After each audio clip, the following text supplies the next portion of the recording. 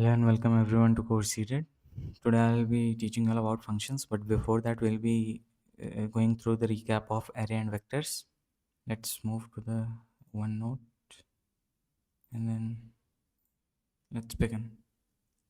So arrays, as you already know, array is a fixed size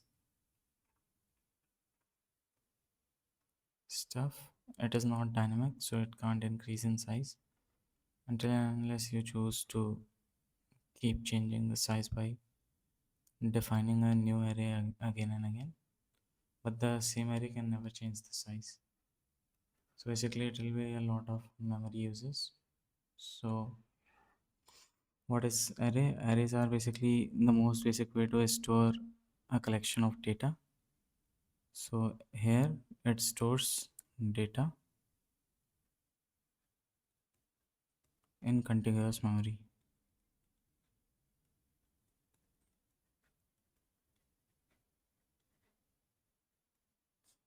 And for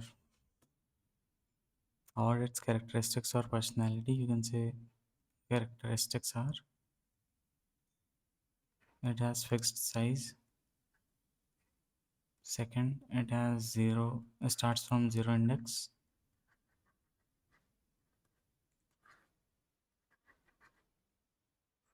Third, it has no bound checking.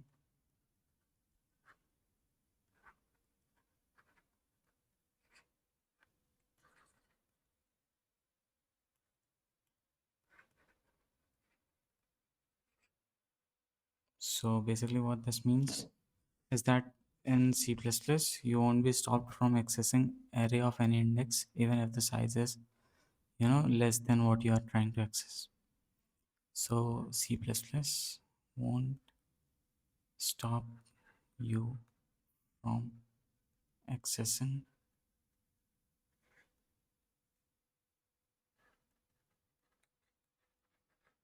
something at index 10 in the array even if the size is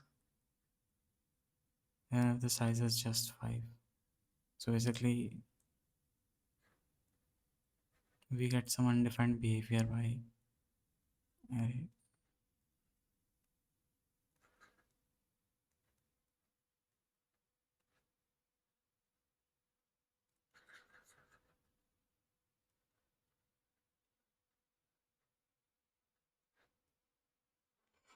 Next we have how to take input for an array. So first you declare an integer array of size 10 and then you start with a loop for integer I equals 0. For integer I equals 0, I less than n, I plus plus,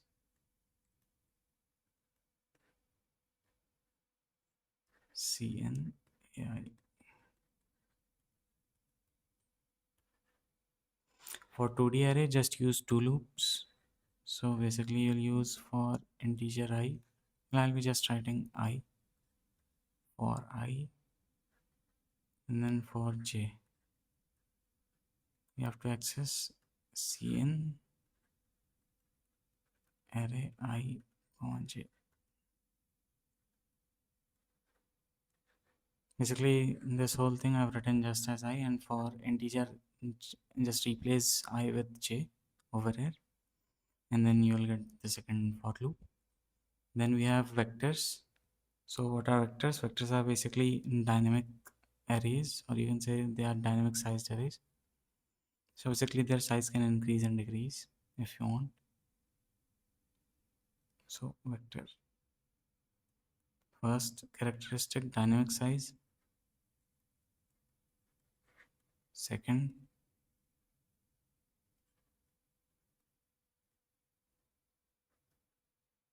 you have safety.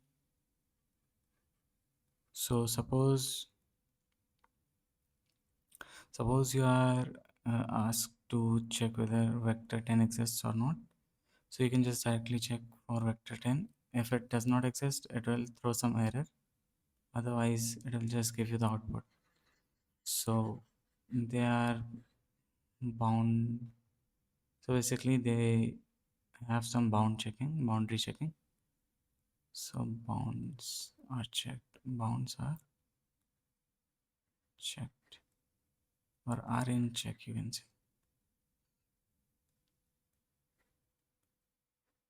So bounds are in check. Third, you have memory management.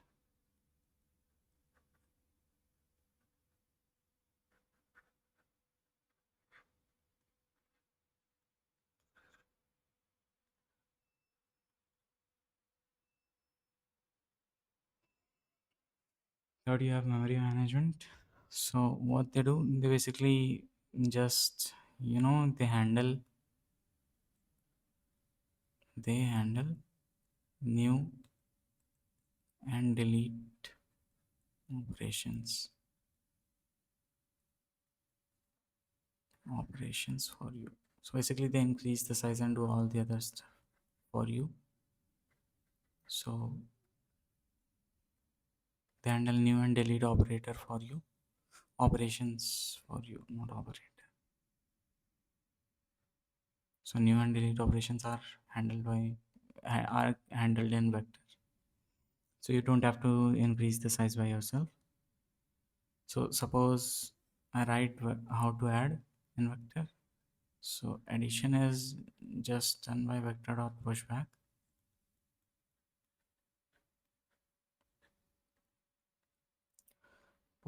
value.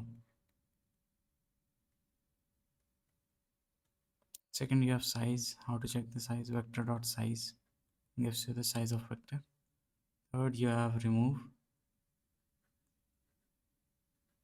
So remove function is basically v dot pop back.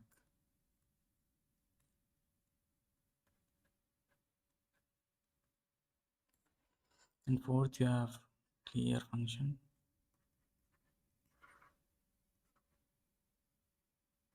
So it's v dot clear.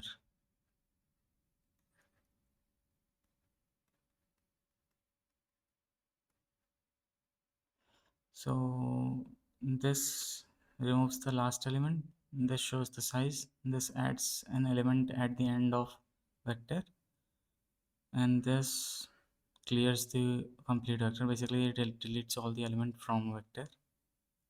So you have these four functions, which will be essential for CP for now. So after this, you have some capacity, other stuff, but you don't need to know that for now.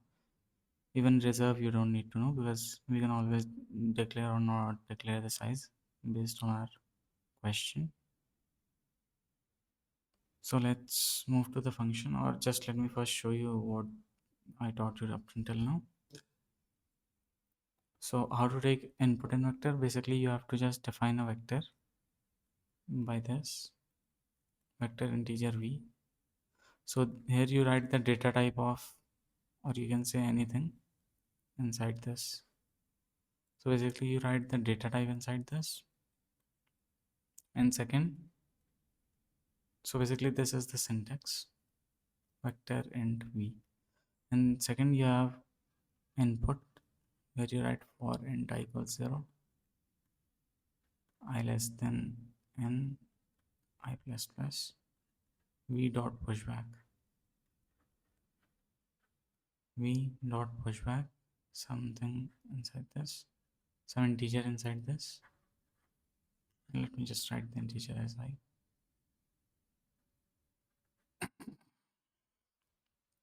So the data type for pushback has to be same like this data type.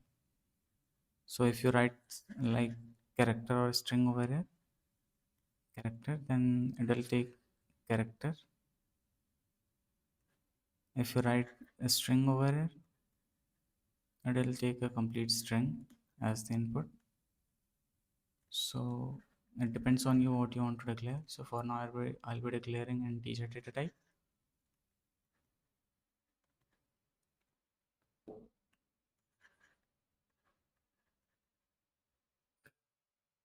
So let's check so let's see what I want to say. First, let me write the code, then I'll be explaining what this means.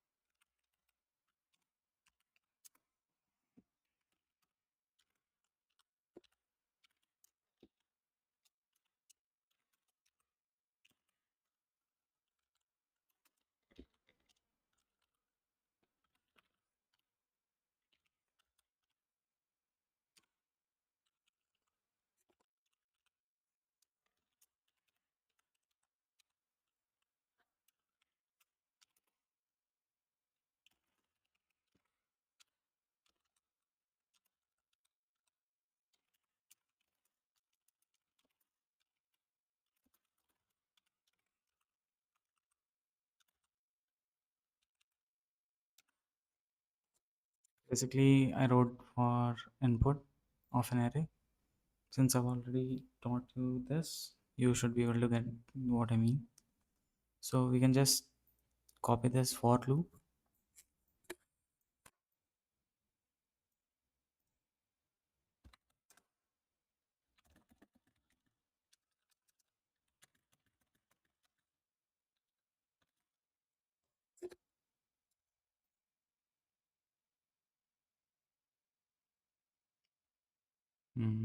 Okay, so A was undefined.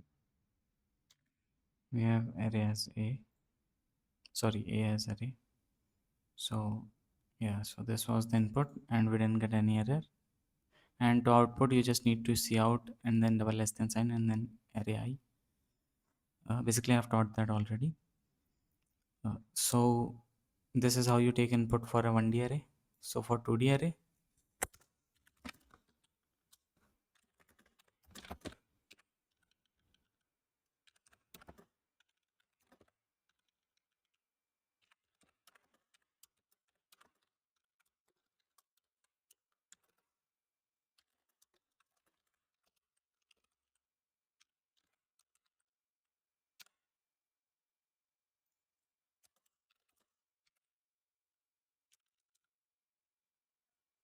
basically you can just choose yourself what your row and column will be.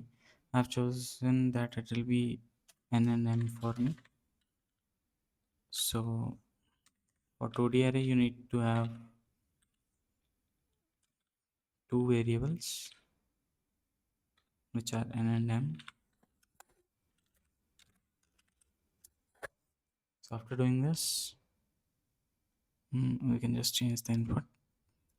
So basically, I'm taking a small array.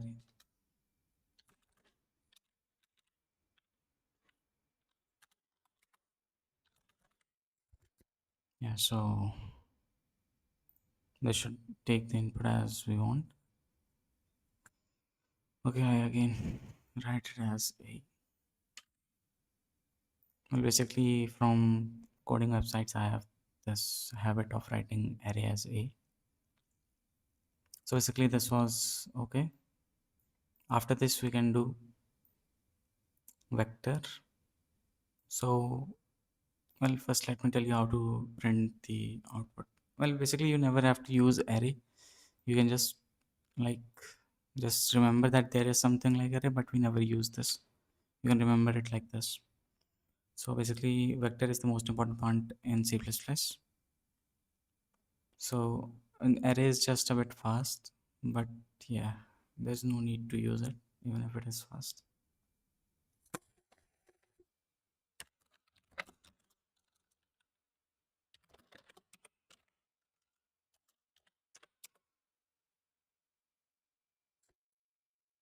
So you have vector int v, and after this you have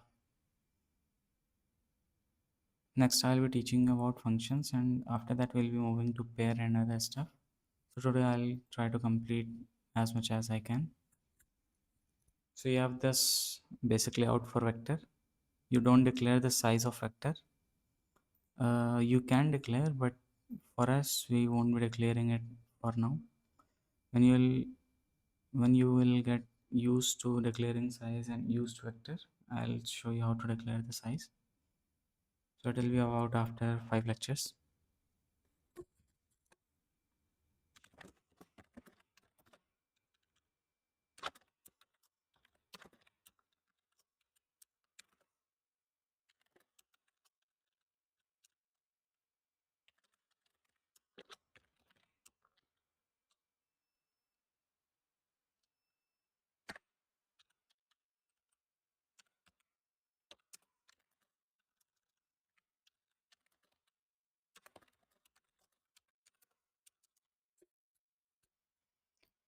So basically we can just do the same. Well, how to access, or you can say how to access the element of vector. So for that we just use vi.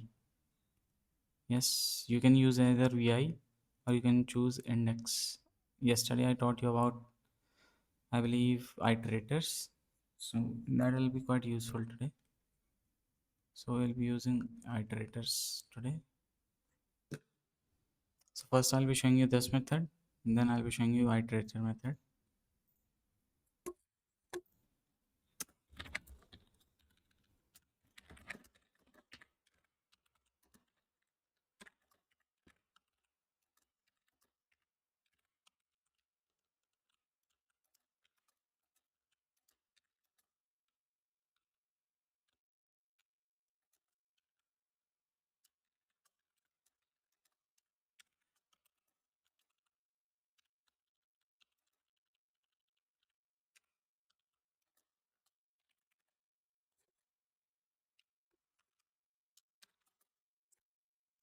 Basically, you can just, okay, so the input was just still not there. So we can write 10 digits.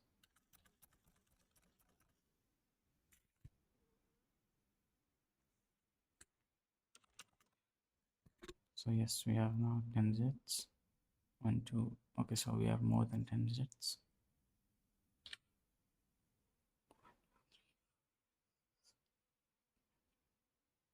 Okay, yeah. So for each index, you can just print that like array or a string, as you already know. This is a special feature in vector, you can say, but in sets and other stuff, you won't be able to access them like this. So when I'll be teaching you set, please don't assume that you can just do indexing in sets. That's completely invalid. So let's move for now. You can also do for auto, whatever variable you want. Inside, you have to use the symbol colon, and then you can choose the vector or whatever you want. And then you can see out the value. Let me write it value.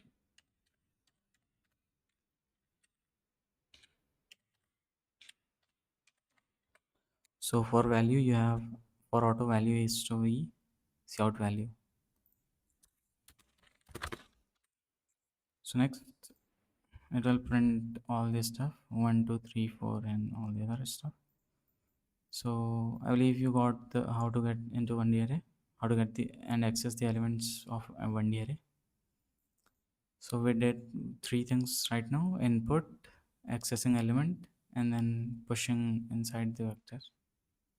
Basically that's input only, but yeah. So you have to remember this very well. Auto keyword. Suppose I write auto and well. By the way, this is not call by reference. This is just, you can say, not a call by reference. You have to use a keyword that's called ampersand symbol or and symbol. So that will be very useful over here. But for now, let's just skip that part. So I was going to talk about iterators. Uh, Let me see. Okay, so we have already passed 20 minutes. I might not be able to teach you about functions, or we can just make this a bit longer than usual. So you can skip the code directly and go to the functions if you want, or you can stay over here.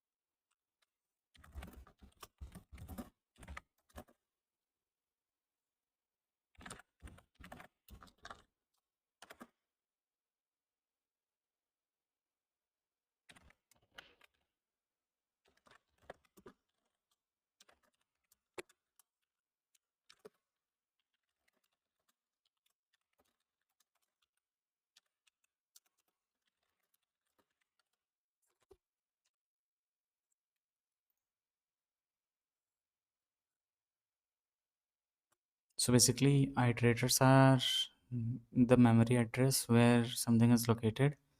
So for vector, its value was located at this iterator. Then we called it by value is this star symbol calls the value at that memory address.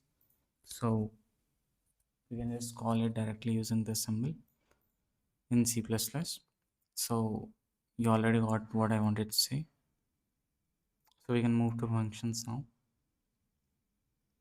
Basically, iterators are useful stuff. But in this too, you won't be able to change iterators directly, or let's check whether we can or not. Like we have this.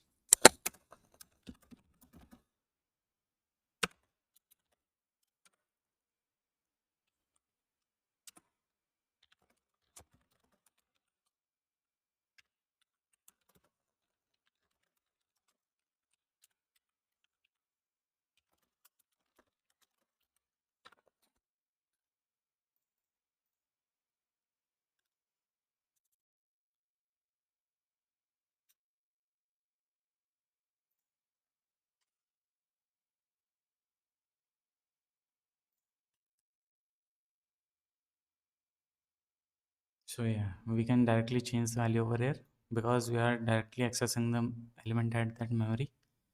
So we can change it over here.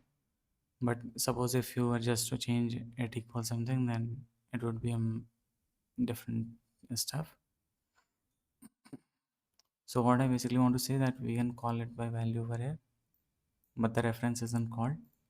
And if you use ampersand symbol, then the reference is called.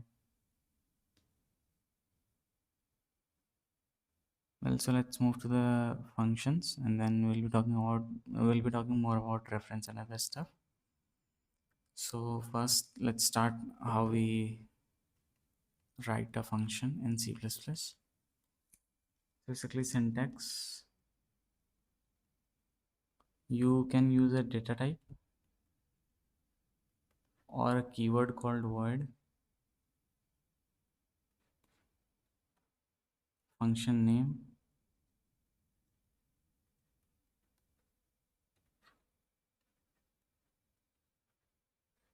and then you can use these brackets,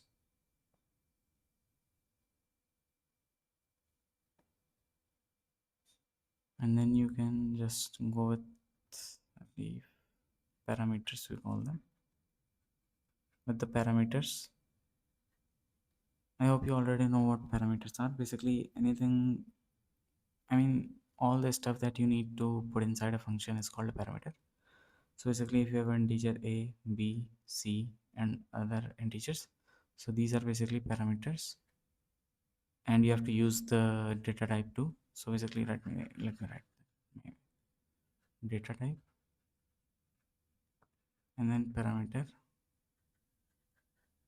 name,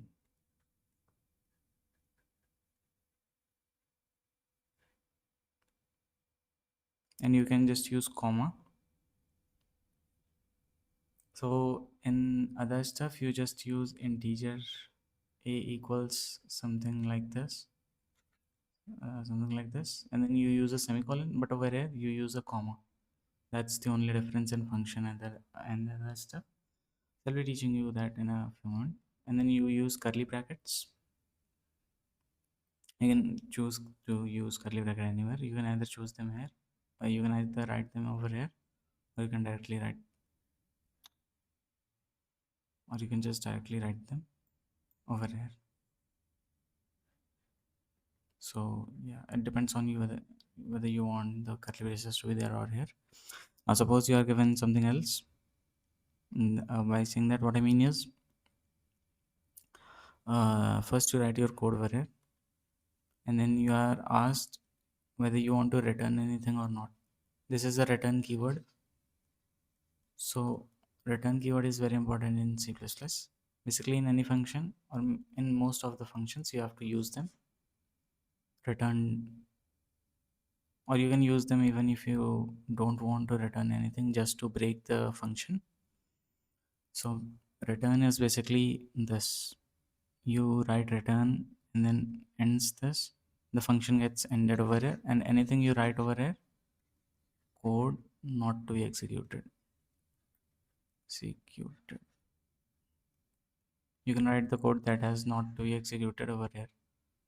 So basically, you never write a code that doesn't have to be executed. I'm just saying that the code you write here will not get executed after the return keyword.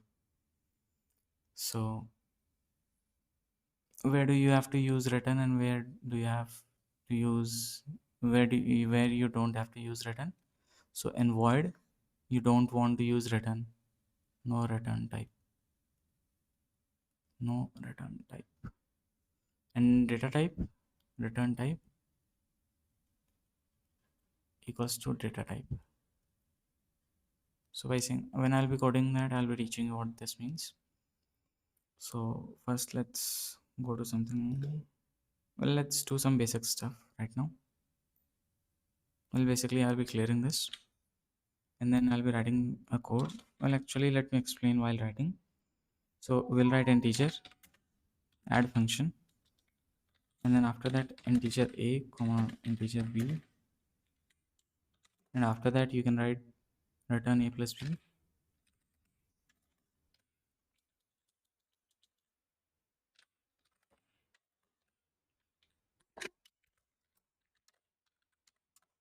So what did I tell you? If both are of the same, you can say if both have same data type, then their addition will be same, will be of the same data type, and even the subtraction and other stuff.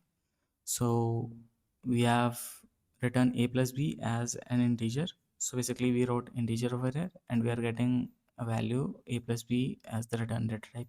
Now suppose I first let me write call this function. So how do you call a function? You basically write add, basically the function name, and then you call it, and then you can store some data. Suppose for void function you don't have to store the data, but for other data types you have to store data in some other variable inside the main function. So integer addition, integer addition equals add data. Let's write 1 plus 2, basically 1 comma 2. As you can see that I'm not using semicolon over here but comma, and for each variable you can't do like this. This will throw some error, but for each data type or parameter that you define in here, it has to have some data type, and each parameter has to be separated by comma. So int addition equals add 1 comma 2. This should give us output as 3. Let's see out addition.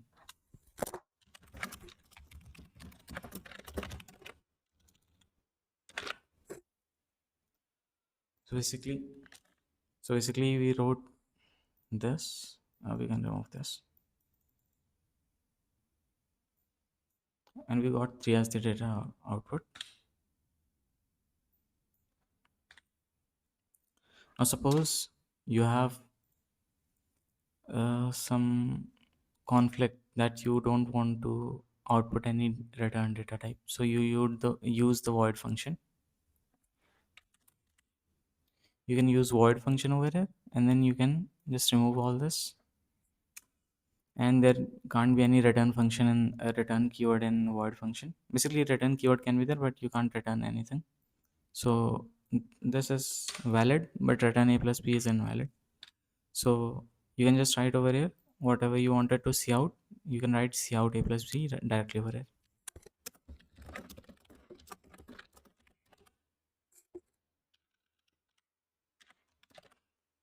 So majority of times new coders tend towards void, but I recommend using data type functions, because in later programming you will just have to use them. So it's a good practice to use other data types instead of writing void directly and just getting the output over here. Anyways, we are at the main function, then we can just run this by calling add over here.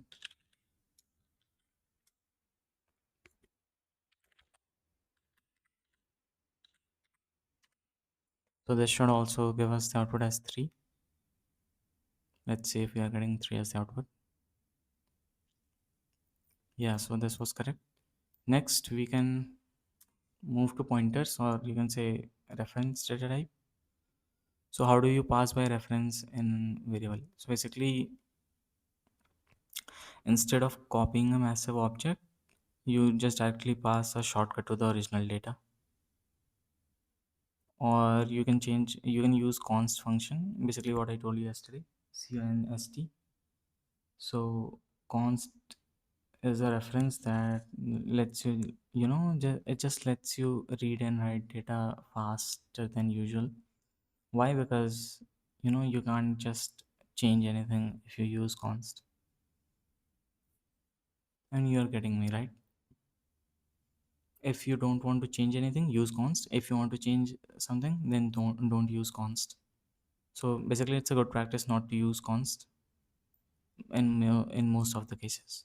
Basically 99% times you don't have to use them, or even 100% times you can say, if you want to build the logic yourself. So by passing reference, what I mean is, suppose I have this and I write something over here.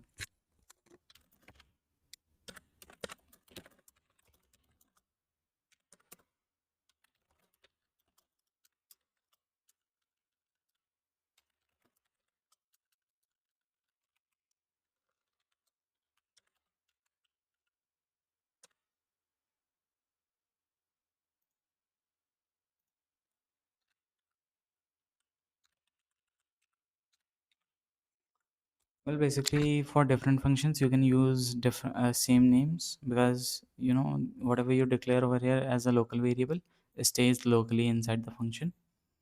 So for each indentation of the block you can use the same names, but for your sake, as you are newbie, I'll be using different names. Well, actually let's use the same name so that you understand, so that you can understand it properly. So we have integer a comma b, scene a b, and then add a comma b, and then we will be passing a reference addition.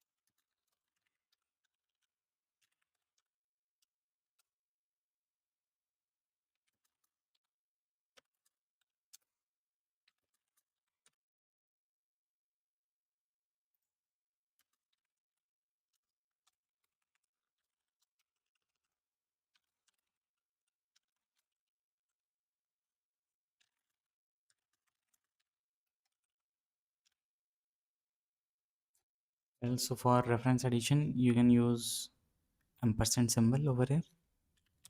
So when you write ampersand, it will just pass by reference instead of copying a massive. Instead of copying a or b, it will just directly create a shortcut to the original data, as I've already told you. So we have int and a, int and b, ampersand a, ampersand b, and then we have cout a plus b, a equals 3, a b equals 4. So we can return here too.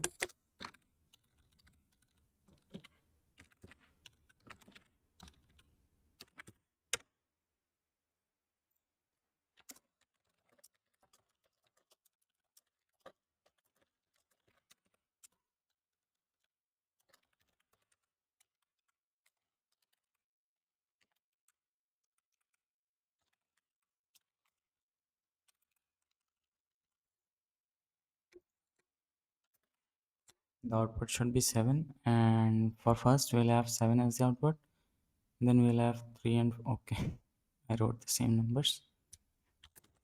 Okay, so first output will be 3, then we'll have 1 and 2 as the output, then the output will be 3, and then we'll have 3 and 4 as the output. Yeah, so first it was 3. Okay, I didn't give any space.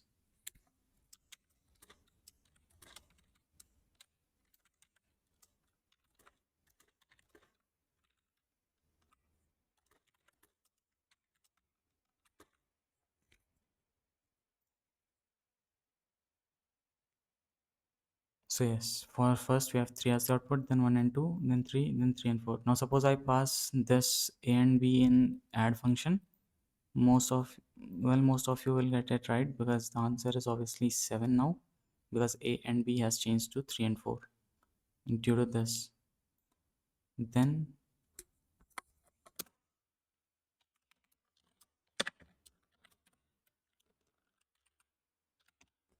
next, what we can do, yeah, so the output was 7. Next we can check whether the function gets overloaded or not. So how can you check whether the function gets overloaded in time or not? Basically calling it multiple times might get it overloaded. Basically it's just a compilation problem, or you can say time limit problem.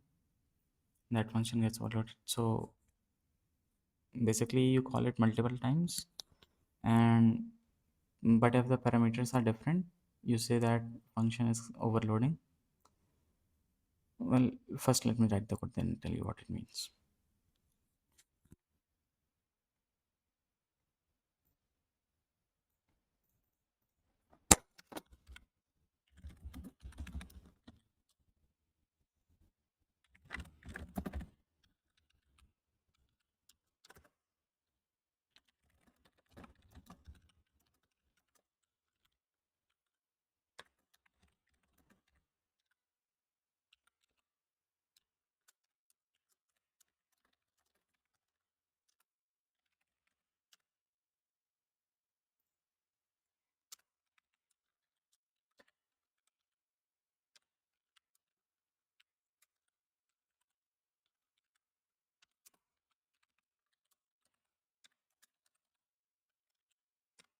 So you can call the same function multiple times using different parameters.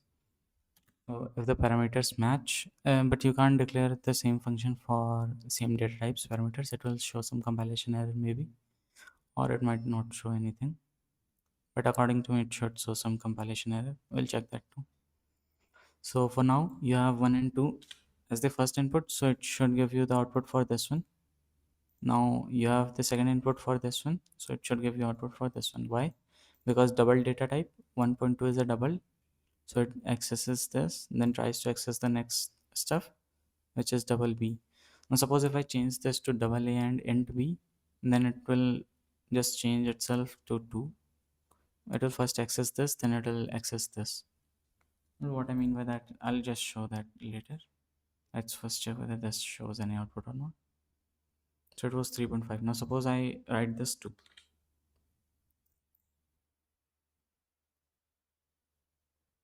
So we have compilation error because there was no integer data type. So it didn't auto adjust. In some languages, or maybe in no language, it auto adjusts. Well, in Python, I believe it auto adjusts. Because, in Python, the declaration is, the compiler is, or the interpreter, you can say, is quite smart. So for here, you can't just have passing this. So yeah, this shows the correct output. So basically, this is called a function overloading. Now suppose you have some default parameters. So for default parameters, you just assign the value beforehand. So even if no, you can say nothing is passed in the function, you'll just call for that. So what I want to say is this: basically b equals 3, and then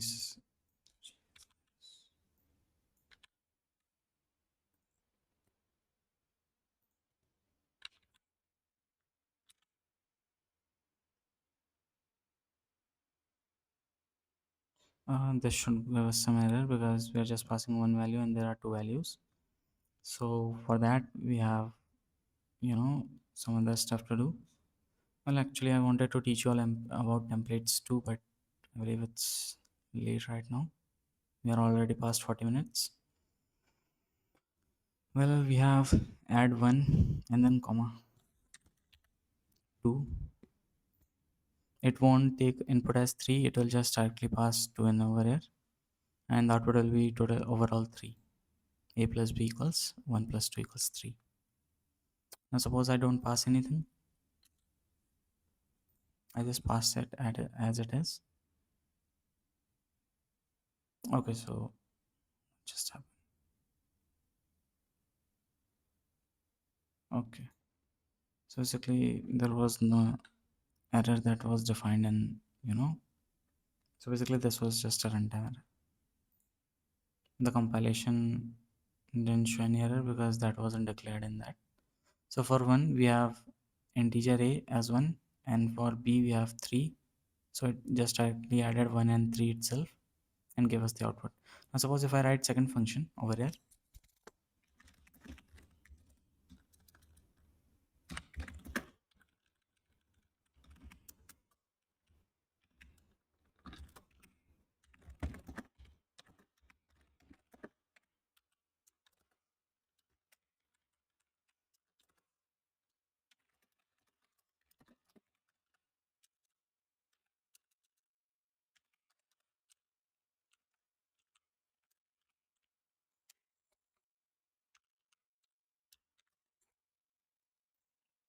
as I've already told you all that I have to keep a slate in front of me and then the keyboard is actually on my left.